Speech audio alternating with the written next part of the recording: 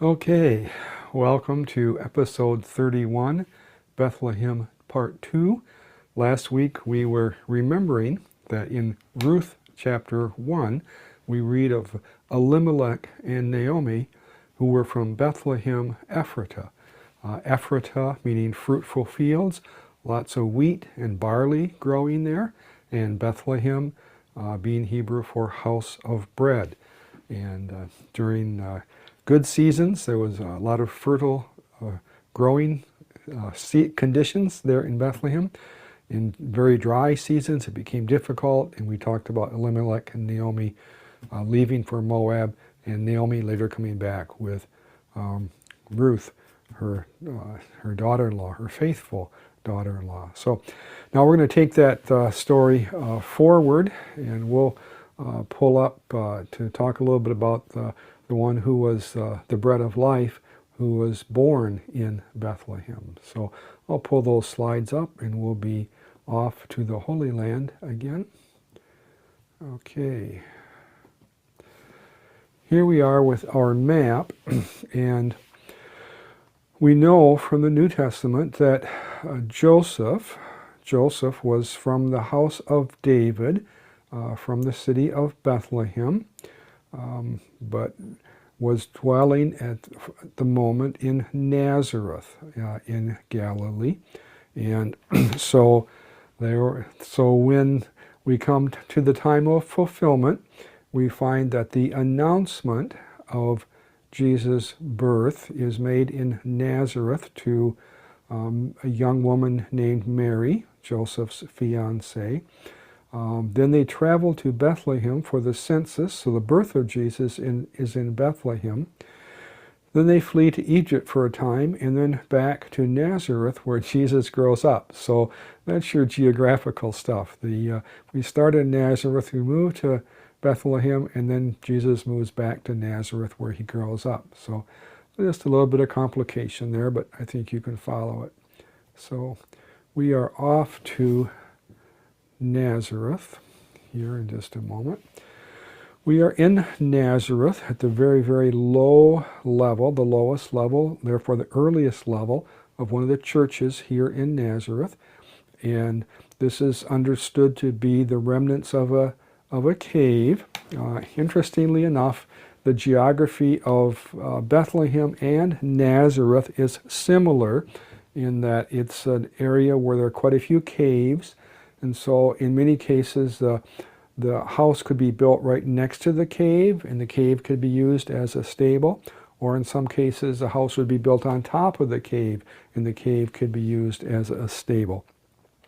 So this is understood to be the cave where Mary, the young woman, was living when the angel Gabriel appeared to her and said, the power of the Most High will overshadow you, and this one to be born will be the Holy One, the Son of God. And Mary said, I am the handmaid of the Lord, may it be to me according to your word. And this inscription commemorates that moment.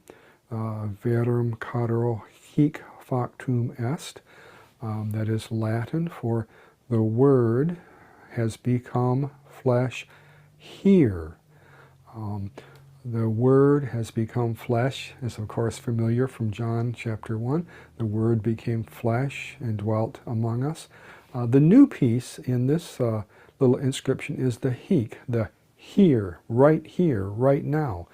The Word has become flesh right here. You have to think about that for a while, but you realize what it's saying is that at that moment when Gabriel gives his announcement, or the annunciation as we sometimes call it, and when she says, I am the Lord's handmaid, may it be to me according to your word, that is when the Word became flesh. And so they're completely correct to say the Word became flesh here. Amazing, remarkable. Now, if you want to expand your brain a little further, think about the shape of this table and what it reminds you of, and then think of those communion Sundays where the word of promise, I am with you always, that word again becomes flesh in the bread and the wine, which are the sign and seal of his word, I am with you always. Expanding our minds here. Okay, so this is the traditional cave. Now we're going to go upstairs. Built over that is, not surprising, a very, very beautiful church commemorating the Annunciation, or the announcement that Gabriel made to Mary. And again, you see those familiar words. The Word has become flesh and has dwelt among us, in Latin, of course. Very beautiful church. In the courtyard of the church, Mary, and under her feet, the serpent. Remembering the promise from Genesis 3, the seed of the woman will crush the serpent's head. Now here it's the woman who is crushing the serpent's head. Just a little bit different artistic license, but in the background, or very prominent actually, are the symbols of Christ, the Alpha and the Omega, and the key role. And again here, the words from the Gospel of John, in the beginning was the Word. So here in Nazareth yet today, remembering those great promises in the beginning of the fulfillment. As I mentioned earlier, Jesus, after the little escape to Egypt, actually grew up in Nazareth, and so that is commemorated here with dear Joseph and Mary, and Jesus as a young boy growing up. So, okay, after the announcement in Nazareth, we move to Bethlehem. Mary and Joseph have to travel there for the census. So we're back here in the shepherd's fields, where we talked about Boaz and Ruth and later King David. This is a shepherd's field, and the grain grows in the valley, and the sheep are pastured on the hillsides. And so the shepherds, one day, around the 4 or 5 or 6 BC, the shepherds were on the hillsides, keeping watch over their flocks by night, and the angel came and said to them, unto you is born this day in the city of David a Savior, who is Christ the Lord. And they, with joy, went over the hill. You cannot see Nazareth. It's actually, you cannot see Bethlehem, I should say. It's over the hill right there.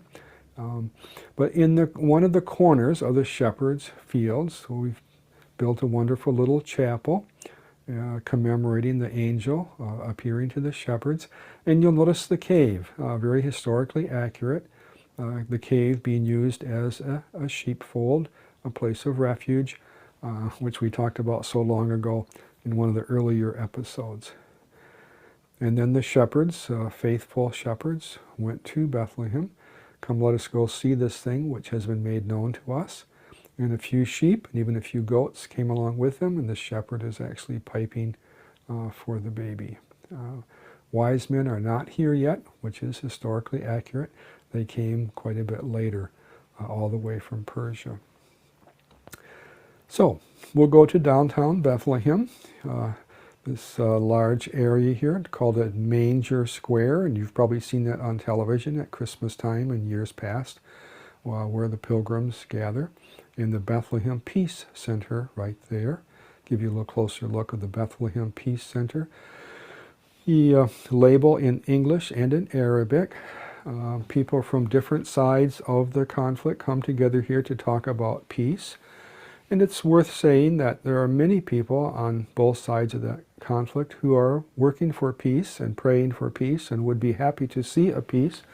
Unfortunately, a few people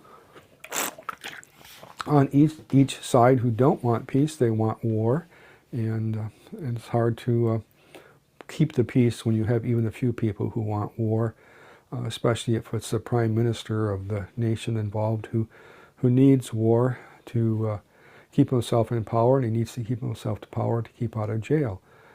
Makes peace very, very difficult. But okay, back to the Church of the Nativity, built over the understood site of the birth of Jesus, one of the most ancient churches in the Holy Land. And here, for those of you who are architects or stonemasons, you'll recognize that this has been worked on and rebuilt and added on to quite a bit. Even though the original is still there, it takes upkeep over the course of 2,000 years. Originally built around 330 A.D., Constantine's mother Helena came here to the Holy Land and built many churches, the Church of the Holy Sepulchre and this church and the Church on the Mount of Olives and so forth. This is the one which is most ancient. It was less leveled over the years and rebuilt. The other ones tended to be leveled completely and then rebuilt. This one has never been completely leveled. It's just kind of been added on to. And so it looks its age, I will say that. This is the original entrance, very tall, very high entrance, very glorious entrance. But at some point in history, the caretakers got tired of people riding into church on horseback, and so they cut that entrance down to about there. Okay, and then later cut it down even lower. There's the first cut down, here's the second cut down. That's because they got sick of people running shopping carts into church and back out, so they cut it down to that size right there. And there may be kind of a parable in this about it takes humility to enter the kingdom. Once inside, you're in a very, very ancient church with the words of the Holy Creeds inscribed on the pillars, so you could come to church and be reminded of what the ecumenical councils had said about the true faith and the content of the faith. Of course, over the years, many people wanted to give donations of precious metals and so forth to honor their faith, and so that church was well equipped with gold and silver chandeliers. Also, beautiful mosaics on the walls. And in fact, that's one of the things that caused this to be spared.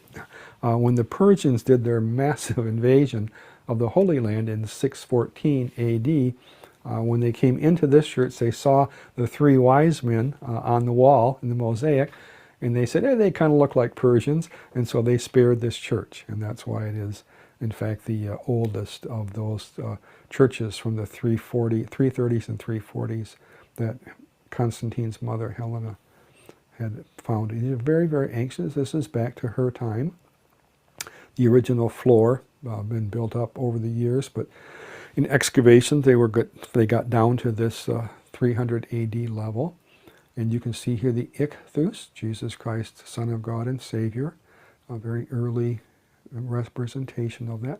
And then down in the basement, of course, to go back in time, you go down, and underneath the church then is what was understood to be the actual spot, the actual stone in the cave where the baby Jesus was laid.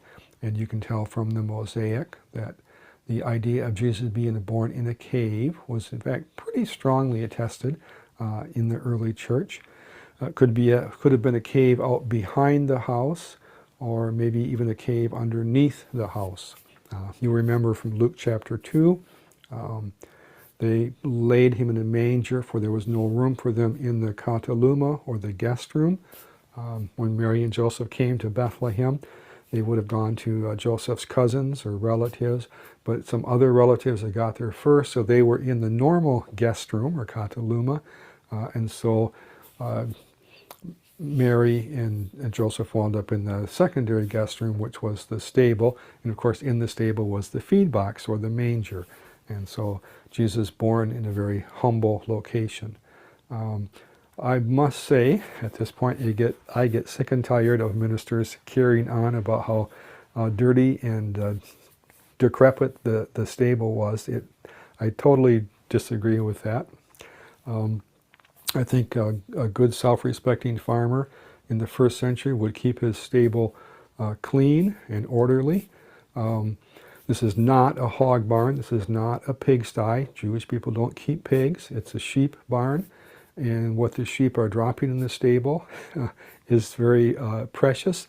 There's no anhydrous tanks out in the field, so what's dropped in the stable needs to be picked up carefully, kept out, and put on the fields for next year's crop. So also the manger, or which is simply a French word for feed box. If you've ever fed livestock grain, you know that that manger is kept very clean. They'll eat every kernel of the grain and then lick the stone clean. So yes, it's humble, yes, it's down to earth, but it is not, somehow stinky and messy or whatever. Okay, I'll quit. Oh, and that is the star commemorating this spot, and then with some gold lamps. Of course, people who are wealthy want to show their support of this congregation. We're now in a contemporary Palestinian Christian church, and in their fellowship hall, a depiction of Mary with her child, pomegranate being a symbol of fertility and life, and the raised hand being a symbol of preaching or proclamation. So this is how our contemporary Palestinian Christians would visualize Mary and her son, and much closer to the original Mary than how we would sometimes portray her.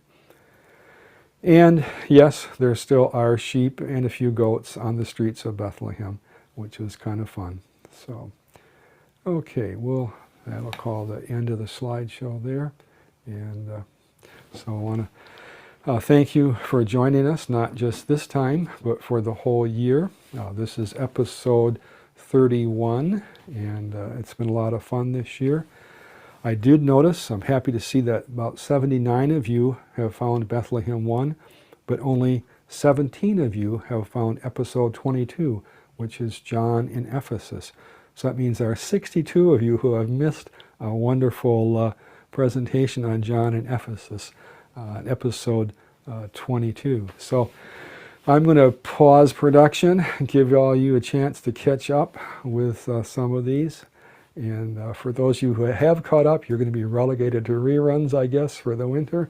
But it's been a lot of fun, and thank you for joining us, and God bless you as you go forward. And hopefully you'll continue to enjoy these for a long time to come.